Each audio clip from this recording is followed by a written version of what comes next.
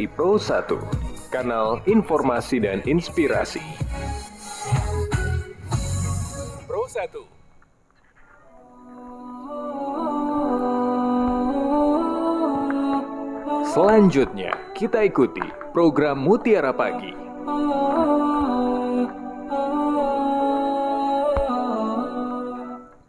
Dari Sudirman 12 Padang, pendengar dimanapun Anda berada. Terima kasih masih bersama kami Pro 1 RRI Padang, kanal informasi dan inspirasi.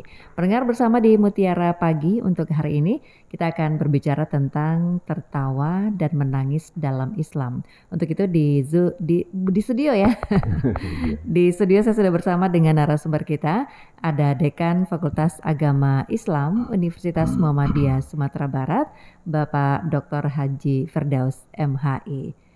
Oke, kita akan sapa dulu. Assalamualaikum warahmatullahi wabarakatuh. Selamat pagi Ustadz. Waalaikumsalam warahmatullahi wabarakatuh. Ya, selamat pagi untuk semua. Iya, bagaimana kabarnya pagi ini Ustadz? Alhamdulillah segar, nyaman, dan optimis sekali. Alhamdulillah. Terima kasih sudah hadir di studio Ustadz, dan tentu nanti kita akan berbincang juga terkait dengan tertawa dan menangis dalam Islam. Oke, nanti pendengar bisa bergabung di telepon 812878 atau di WhatsApp 08116666975. Tapi bisa saksikan juga acara ini lewat kanal YouTube RRI Pro 1 Padang. Dan kita akan segera dengar dulu pengantar dari narasumber kita. Silakan Ustadz. Baik, terima kasih. Assalamualaikum warahmatullahi wabarakatuh. Alhamdulillahirabbil alamin. Asyhadu an la ilaha illallah wa asyhadu anna Muhammadar Rasulullah. Rabbishrah li sadri wa yassir li amri wahlul 'uqdatam min lisani yafqahu qawli. Membahas tertawa dan menangis dalam Islam, karena tertawa dan menangis itu diungkap dalam Al-Quran. Sumber ilmu, sumber hukum yang utama itu kan Al-Quran. Apa yang ada dalam Al-Quran tidak ada keraguan. A'udzubillahi minasyaitonirrajim. Dzalikal kitabu la raiba fihi hudal lil muttaqin. Pada Al-Quran, yang ada di dalamnya itu menjadi pedoman bagi orang yang bertakwa, tak ada keraguan sedikit pun. Jadi mutlak benar apa yang disampaikan dalam Al-Quran. Nah, pada surat An-Najmi, surat ke-53, ayat 43 berbunyi, A'udzubillahi minasyaitonirrajim. Wa annahu huwa adhaka wa abka. Artinya, dan sesungguhnya dialah yang menjadikan orang tertawa dan menangis.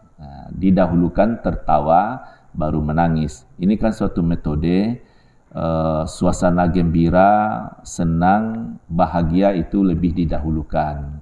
Nanti kalaupun ada sedih, susah, sakit, itu tetap ada, itu sesudah bicara kebahagiaan. Bagaimana orang tertawa dan menangis? Setelah dilihat ya beberapa kajian tafsir, tidaklah terlalu banyak uraian, mungkin ya karena bacaan terbatas. Tapi begini,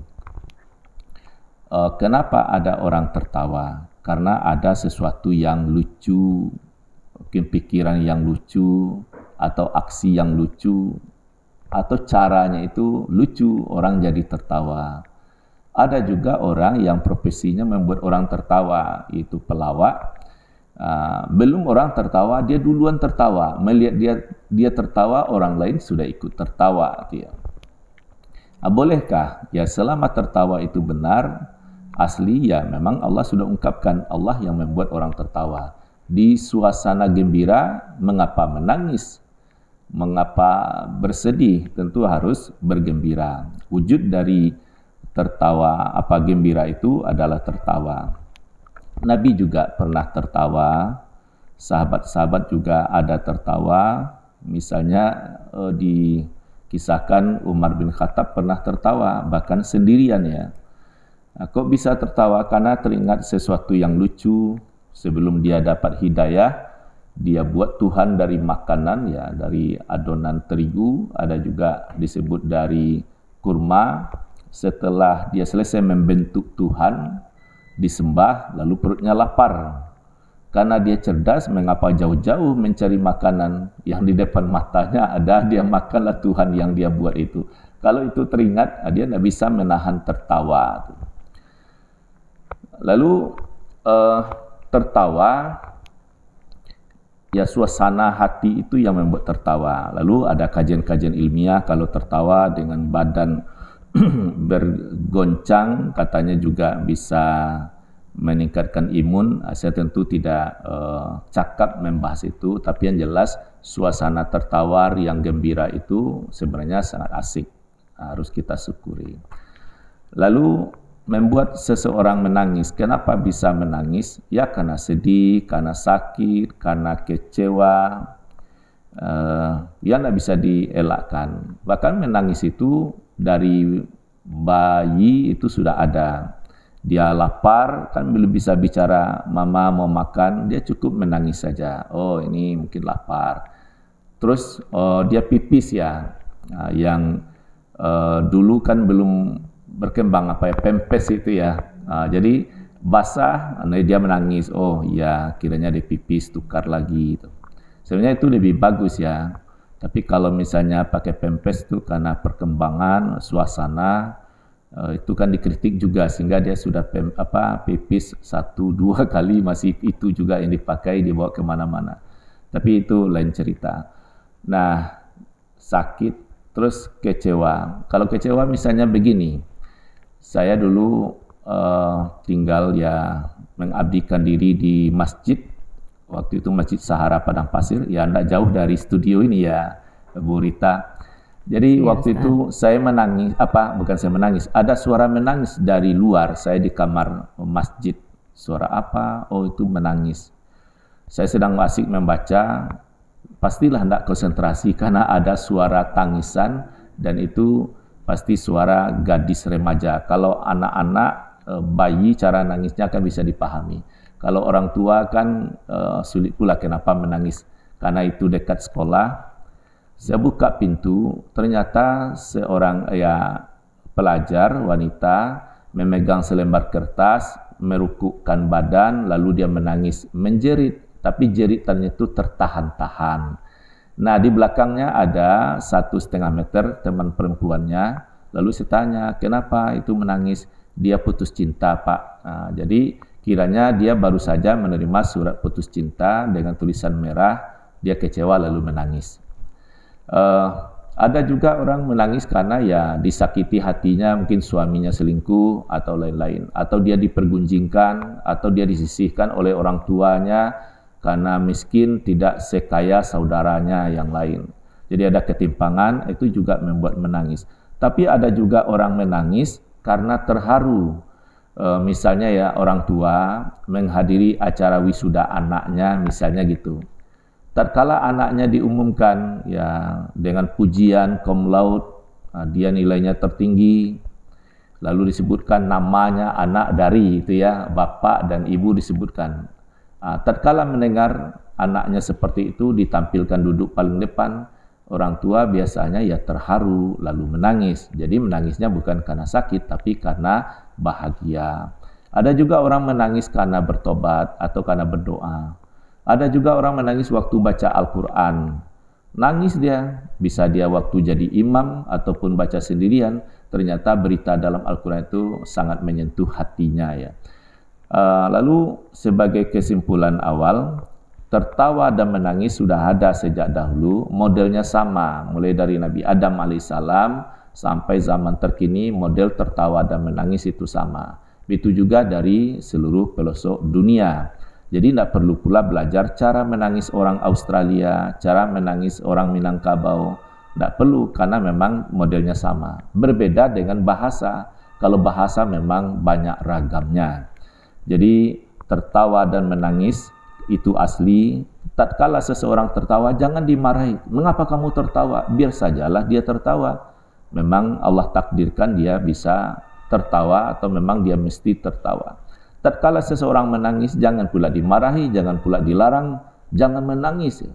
Nanti kalau dia memang tangisnya itu sangat penting dan memang sesuai dengan kondisinya, biar sajalah, asal dia tidak meronta-ronta.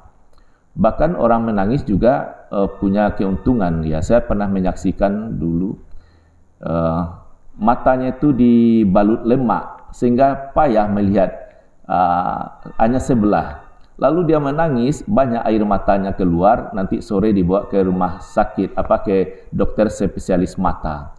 Karena dia banyak menangis, air mata itu kan panas. Akhirnya lemaknya itu hancur dan matanya jadi terang. Tidak jadi dia ke rumah sakit. Jadi menangis itu pun juga ada manfaatnya, bahkan sudah menangis itu ada kelegaan. Jadi poinnya adalah tertawa dan menangis dicantumkan dalam Al-Quran, surat An-Najmi ayat 43. Dari segi pengantar kita cukupkan sampai di sini. Tentu ada masukan ataupun pertanyaan. Oke, Bu Rita. Baik, terima kasih Ustadz. Kita langsung terima ini sepertinya Ustadz, karena boleh. Sudah ada yang bergabung tentang menangis, tertawa dan menangis dalam Islam. Assalamualaikum warahmatullahi wabarakatuh. Waalaikumsalam, Rita. Iya, Ajo silakan pertanyaannya, Jo. Assalamualaikum warahmatullahi wabarakatuh, Pak De. Waalaikumsalam warahmatullahi wabarakatuh. Ini kan ini ayat ketiga, dan sungguhnya dialah yang menjadikan orang tertawa dan menangis. Dan sungguhnya dialah yang mematikan dan menghidupkan. Ya, jadi kan dari Allah semuanya. Umar bin Khattab dulu waktu masih jahiliyah, dia membunuh anaknya. Dia kubur anaknya hidup-hidup. Dia itu belum dapat hidayah. Dia kata Pak De tadi, dia buat Tuhannya dia makan sendiri. Dia itu tertawa. Kalau teringat pada anaknya dia kubur hidup-hidup itu, dia menangis terseduh-seduh. Jadi menangis itu kan isi hati yang paling dalam. Jadi bagaimana cara menangis kita, atau meraung-raung, atau ketawa mengakak-ngakak seperti tawa iblis. Jadi ketawa itu mana yang baik, Pak De? Dalam ada orang menjenguk atau melayat di jenazah di rumah orang, kadang ketawa orang mengakak-ngakak. Itu adakah hadap untuk ketawa mengakak, Pak De? Demikian saja minta pencerahannya. Wassalamualaikum warahmatullahi wabarakatuh. Waalaikumsalam warahmatullahi wabarakatuh. Ajo Uniang, silakan Ustaz. Misalnya takziah kan lagi dalam berduka. Tertawa bagaimana? Ya tertawanya itu ala kadar, misalnya bagaimana anak-anak sudah makan sudah, ya alhamdulillah lah kalau gitu. Kan tertawa juga itu tapi ringan. Itu boleh ya seperti itu. Tapi misalnya dalam suasana takziah lalu cerita berburu babi, anjing misalnya, atau cerita seseorang lalu tertawa mengakak-ngakak pada dalam suasana takziah, tentu tidak masuklah adabnya. Tapi kalau tertawa ya di atas senyum sedikit, itu malah membuat suasana jadi bagus, menggembirakan hati orang lagi berduka. Ya tenang saja nak ya, dulu ada begini, Bapak yakin kamu ini bisa jadi orang hebat. Oke nak ya, misalnya ya. Tapi tertawanya itu ada nilai doa. Jadi mungkin yang tidak boleh itu tertawa yang berlebih-lebihan.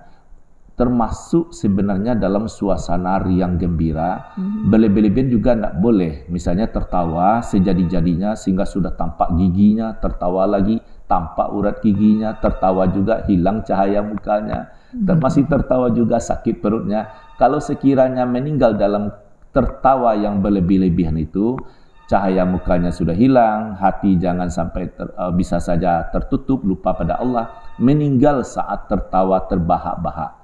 Jangan dikira itu beruntung, bisa saja dia meninggal tidak dalam keadaan berserah diri pada Allah. Jadi walaupun gembira sebenarnya tetap saja tidak boleh berlebih-lebihan. Tapi tertawa dan menangis harus sesuai pada tempatnya. Jangan menangis di saat orang lagi riang gembira. Jangan pula tertawa dalam saat orang berduka cita atau bersedih. Oke. Ya. Baik, itu untuk Ajo Uniang. Satu lagi di telepon ya Ustaz. Assalamualaikum. Waalaikumsalam Mbak Rita. Iya, Pak Arbet silakan Pak. Terima kasih Mbak Rita. Assalamualaikum Mbak Rita. Waalaikumsalam warahmatullahi wabarakatuh. Bicara tertawa dan menangis kalau tidak salah judulnya Pak. Iya. Iya. Benar Pak. Cuman saya ini pernah mendengar Pak Ustaz, kalau dapat kita tertawa dan menangis itu tidak lagi di atas nafsu. Tertawa karena tercapai keinginan, dapat rezeki, anak lulus segala macam. Kemudian sedih karena sakit, orang tua sudah meninggal, anak tidak pulang di rantau. Itu masih kelas TK katanya Pak Dekan. Tapi kalau sudah sedih, tidak baca Quran satu hari ini satu juz, tapi sedih terluput hajat malam ini. Dan gembira dia, wah alhamdulillah Rajab ini penuh saya 10 hari. Jadi untuk mencapai tingkat sedih menurut kehendak Allah dengan sedih dan gembira menurut hawa nafsu itu, apa pula resepnya itu Pak Dekan? Saya belum sampai ke situ apa pengamalan saya. Assalamualaikum warahmatullahi wabarakatuh. Waalaikumsalam warahmatullahi wabarakatuh. Pak Arbet di Lubuk Buaya. Ya, ini pendekatan akhlak tasawuf ya. Misalnya seseorang dia menangis karena mungkin dalam bersujud atau tatkala baca Quran, lalu dia mestinya dia bisa menghadiri pencerahan, tapi dia tidak bisa, dia sedih sekali lalu dia menangis. Mungkin itu yang dimaksud. Terus dia bisa, alhamdulillah berjamaah bisa, terus alhamdulillah ada berinfak hari ini, alhamdulillah anaknya berhasil dia nasihati, lalu anaknya menjadi orang baik. Ternyata diam-diam diintip anaknya sudah rajin salat tahajud misalnya ya, dia ketahui itu. Dia gembira sekali, tapi tidak harus dengan terbahak-bahak. Dia mungkin senyum lalu penuh syukur, dia gembira. Jadi bagaimana caranya? Saya itu merasakan ya, misalnya saya kan di TikTok aktif. Saya salah satu live saya itu dengan baca Quran dan terjemahnya. Jadi tatkala sampai baca Quran pada ayat tertentu, ternyata ya menangis yang tidak bisa ditahan tuh. Kira-kira seperti itu. Jadi bagaimana caranya? Ya amalkan sajalah ibadah, banyak berteman dengan orang baik, baca kisah-kisah yang bermanfaat. Ya memang tantangan hari ini dari media sosial tentu sangat banyak. Selalulah berdoa, hendaklah dalam suasana nilai-nilai agama ada kita ikuti. Di sana bisa tertawa, bisa menangis itu. Baik, pendengar dalam Mutiara Pagi hari ini kita masih berbicara tentang tertawa dan menangis dalam Islam. Assalamualaikum. Waalaikumsalam warahmatullahi wabarakatuh, Mbak Rika. Iya, dari siapa di mana Ibu? Ibu Desi di Bandar Purun. Silakan Bu Desi.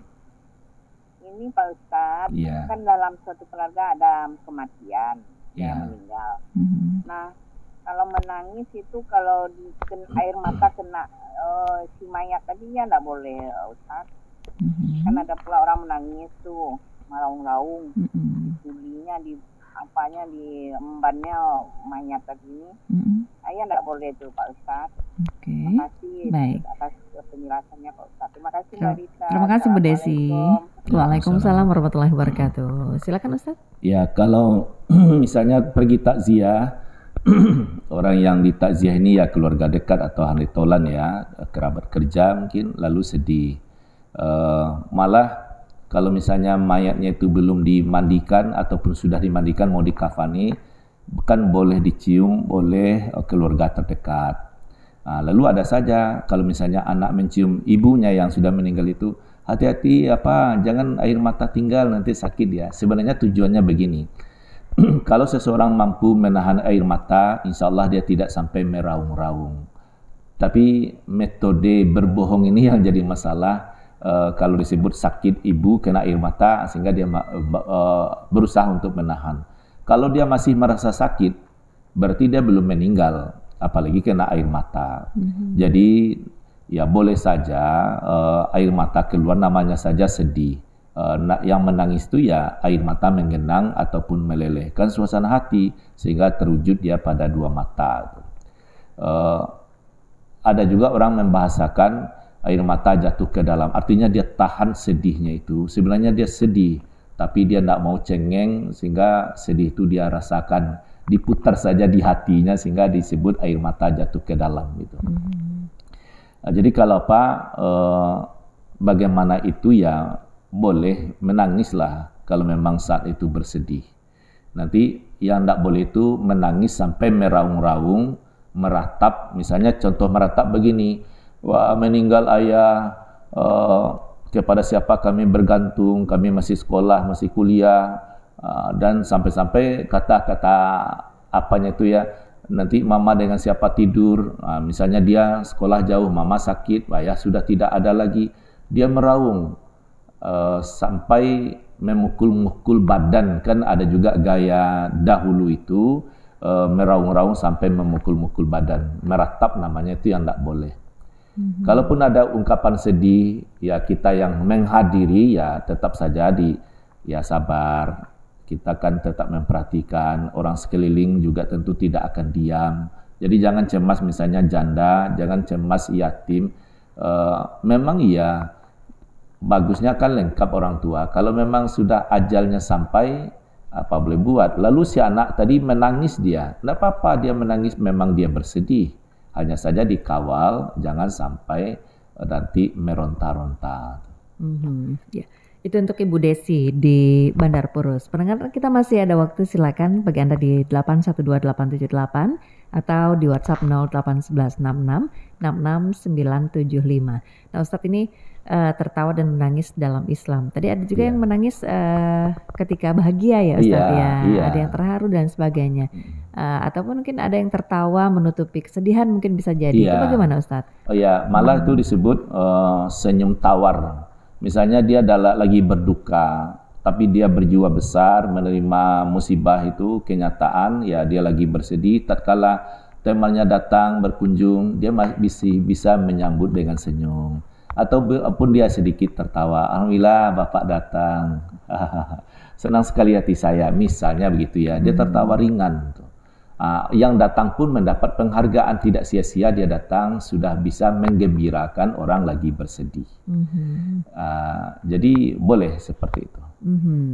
Kemudian ini bagaimana Ustadz? Mungkin kalau dalam Islam posisi orang teman mungkin menenteramkan begitu yang sedang sedih, atau mungkin yang tertawa berlebihan. Apakah kita wajib nih Ustadz? Oh ya, tidak. Malah kalau orang lagi bersedih, lalu kita buat suasana tertawa, malah berlebih-lebihan, itu juga tidak pas.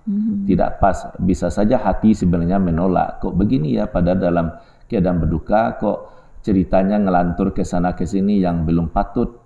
Malah itu bukan menggembirakan, bisa saja kesal di hati. Tapi karena orang mungkin berjiwa besar, ya mungkin dia lagi berlebih-lebihan sehingga tidak tepat bahasanya, ya dimaklumi juga. Kan tidak semua orang bijak dalam bertakziah, bijak dalam bertamu, tidak semua orang begitu. Kalau orang yang tertawa berlebihan, kita patut memperingatkan atau gimana nih Ustadz kira-kira? Ya, melihat situasi. Kalau memang ya maaf ya, mungkin saya belum bisa tertawa seperti Anda, carilah bahasa yang tepat, atau tampakkan saja dengan air muka bahwa kita tidak sepaham dengan cara itu. Mudah-mudahan dia arif. Sebab apakah dia tamu atau atasan atau dia lagi gimana, tidak mungkin juga di saat itu berdebat, tidak mungkin pula kita menggurui. Tapi kalau memang suasananya berlanjut, bolehlah.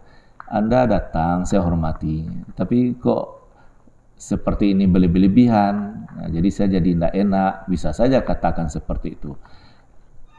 Tidak suka kita itu tetap saja kita sampaikan dengan baik. Sebab budaya orang memang tidak bisa disamakan dengan kita. Mungkin latar belakang, entah kampung atau kebiasaannya, atau kakobehnya ya, orang kan tidak sama dengan kita. Tatkala berbeda caranya dengan yang kita inginkan, ya di situ kita dapat pelajaran. Oh, ada orang yang tidak tahu adab sopan santun, gitu ya. Sudah begini, dia sudah ubanan, tapi kok seperti lebih pada anak-anak. Cukup itu dipahami. Nanti pada waktu yang pas boleh diberi sampaikan ya, mungkin melalui orang. Baik, Ustadz sebenarnya masih ada di telepon, tapi karena memang keterbatasan waktu ya Ustadz. Jadi kita ke kesimpulan perbincangan pendengar ini, bagaimana sih sebenarnya tertawa dan menangis dalam Islam? Silakan Ustadz. Tertawa dan menangis diungkap dalam Al-Quran bahwa Nabi diberitahu ya melalui wahyu ini bahwa sesungguhnya Allah menjadikan manusia bisa tertawa dan bisa menangis karena sesuai dengan suasananya membuat dia tertawa dan menangis. nanti ya kalau puncaknya begitu nanti penduduk surga itu penuh dengan tawaria, ya, gembira. Sedangkan penduduk neraka menangis tiada henti itu ya. Jadi bagaimana suasana menangis dan tertawa di dunia, nanti ini menjadi ibrah untuk sampai di akhirat. Bagaimana pedihnya dikecewakan, bagaimana pedihnya mendapat musibah ya, seperti sekarang musibah di Pariaman misalnya ya, ada longsor, ada banjir, itu pedih itu, anak kecil-kecil dan seterusnya. Tapi namanya di dunia ada santunan dan nanti ada pertemuan-pertemuan. Ini menyadarkan kita, ini bentuk kejadian di dunia membuat orang bersedih. Kan sedihnya saudara kita di sana, kita tahu di sini, kita di sini kan menjadi sedih juga, menangis juga. Kadang-kadang mendengar berita kita jadi menangis, tapi ada sesuatu yang lucu, mungkin anaknya lucu begini-begini, kita tertawa, padahal kita tidak melihat, tapi hanya mendengar cerita. Jadi tertawa dan menangis kalau memang itu ya asli, jangan pula ada dilarang. Mengapa kamu tertawa? Biar sajalah dia tertawa. Kalau dia sedang menangis, jangan pula di stop tangisnya. Nanti setelah dia menangis, hatinya akan lega. Baik, Ustaz, terima kasih sudah bersama Ustaz dalam perbincangan kita di Mutiara Pagi hari ini, berbicara tentang tertawa dan menangis dalam Islam.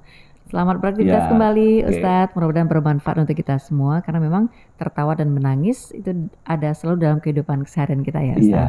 Terima kasih untuk yang sudah bergabung, Ajo Uniang di Ulu Gadut, kemudian Pak Arbet di Lubuk Buaya, Bu Desi di Bandar Kurus, kemudian Anda yang juga mendengarkan serta menyaksikan lewat kanal YouTube RRI Pro 1 Padang. Pendengar, kita akan segera jelang tepat pukul 6 waktu Indonesia Barat, saya akan segera sampaikan warta berita daerah. Dan tadi dalam Mutiara Pagi hari ini kita sudah bersama dengan Dekan Fakultas Agama Islam Universitas Muhammadiyah Sumatera Barat, Ustadz Dr. Haji Firdaus MHI. Pendengar, tetap di sini di Pro 1 RRI Padang, kanal informasi dan inspirasi.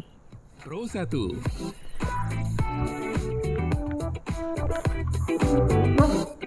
Kanal informasi